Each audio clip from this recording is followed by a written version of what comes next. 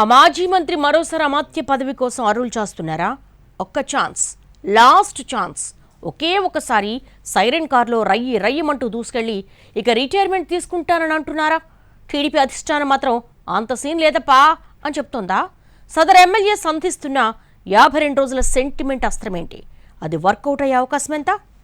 Peddapuram MLA Nimmakayala Chinarajappa ఇక్కడి నుంచి hat trick కొట్టారాయన.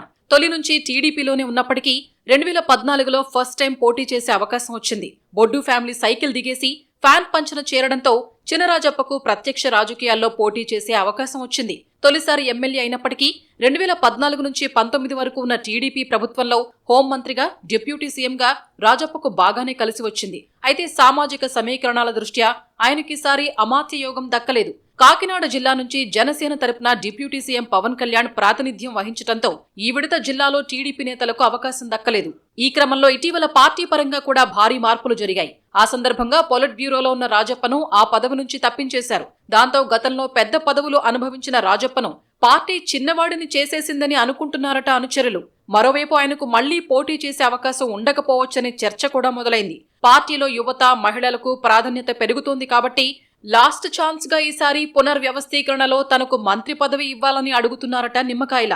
అందుకోసం తెగ ప్రయత్నాలు చేస్తున్నట్టు సమాచారం. తొలి నుంచి పార్టీలో ఉన్నాను కాబట్టి హ్యాపీ రిటైర్మెంట్ ఇవ్వాలంటూ టీడీపీ పెద్దలకు విజ్ఞప్తి చేస్తున్నారట. కాపు కోటాలో అవకాశం రాకపోతే కనీసం విధేయత కోటాలో అయినా ఇవ్వాలంటూ మొరపెట్టుకుంటున్నట్టు తెలిసింది. కానీ అట్నుంచి అంత సీన్ లేదన్న సమాధానమే వినిపిస్తోందట. ఈసారి జిల్లా నుంచి పార్టీ పొలిట్ బ్యూరోలో రాజప్పను తప్పించి అదే సామాజిక వర్గానికి చెందిన జ్యోతుల నెహ్రూకి అవకాశం ఇచ్చారు. మంత్రి పదవి ఇచ్చే విషయంలో పోటీ రాకుండా పెద్దలు అలాంటి నిర్ణయం తీసుకున్నట్టు రాజప్ప వర్గం పైకి చెప్పుకుంటున్నా జరుగుతున్న పరిణామాలతో ఆయన మాత్రం అంత కంఫర్ట్ గా లేరన్న గుసగుసలు వినిపిస్తున్నాయి. మంత్రులుగా 2 ఏళ్లు పూర్తి చేశారు. సామాజిక సమీకరణాలు అంటూ సీనియర్ల నోళ్లు నొక్కేశారు. యంగ్ టీం ఏం ఉద్ధరించిందో చెప్పాలని అంటున్నట్టు తెలిసింది. అలాగే మరికొన్ని విషయాలను కూడా గుర్తు చేస్తున్నారట మాజీ హోంమంత్రి. గత ఎన్నికల ముందు ప్రతిపక్ష నేతగా అరెస్ట్ అయినప్పుడు 52 రోజులు రాజమండ్రి సెంట్రల్ జైల్లో ఉన్నారు సీఎం చంద్రబాబు. ఆ సమయంలో టీడీపీ వ్యవహారాలన్నీ రాజమండ్రి కేంద్రంగానే నడిచాయి. పార్టీ తరపున ఒక క్యాంపు కూడా ఏర్పాటు చేశారు. అప్పుడు తనను క్యాంప్ ఇన్ఛార్జిగా ఉండమన్నారని, చంద్రబాబు జైల్లో ఉంటే తాను ఇంటి ముఖం కూడా చూడకుండా రాజమండ్రిలోనే ఉన్నానంటూ గతాన్ని గుర్తు చేస్తున్నారట రాజప్ప.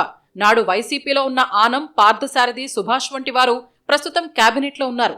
కానీ నాకు మాత్రం అవకాశం ఇవ్వలేదంటూ తెగ ఫీల్ అయిపోతున్నట్టు తెలుస్తోంది.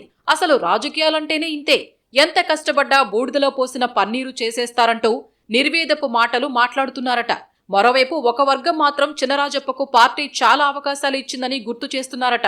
ప్రతి సందర్భంలోనూ అందరికీ కలిసి రాదంటూ గుర్తు చేస్తున్నారు. ఇప్పుడు పదవి రానంత మాత్రాన అంత పెదవి విరుపు పనికిరాదని సటైర్లు వేస్తున్నట్టు చెప్పుకుంటున్నారు. పెడితే పెళ్లి, పెట్టకపోతే చావు కోరడం మంచి పద్ధతి కాదంటూ చినరాజప్పకు కౌంటర్స్ వేస్తున్నారు. ఇక ఆయన సైడ్ అయ్యి సర్దుకోవడం బెటర్ అని స్మూత్ గా ఆయింట్మెంట్ రాసేస్తున్నారట కొందరు. మొత్తానికి చినరాజప్ప పెద్ద పదవి కోసం గట్టిగానే లాబింగ్ చేస్తున్నారు. ఈసారికి అలా కానిచ్చేసి నన్ను గుర్తించండి ప్లీజ్ అంటున్నారు. పార్టీ నుంచి మాత్రం సైడ్ చేసే సూచనలే కనిపిస్తున్నాయి. ఆ 52 డేస్ సెంటిమెంట్ డైలాగ్ తో మరోసారి పార్టీ పెద్దల్ని ప్రసన్నం చేసుకునే పనిలో పడ్డారు చినరాజప్ప.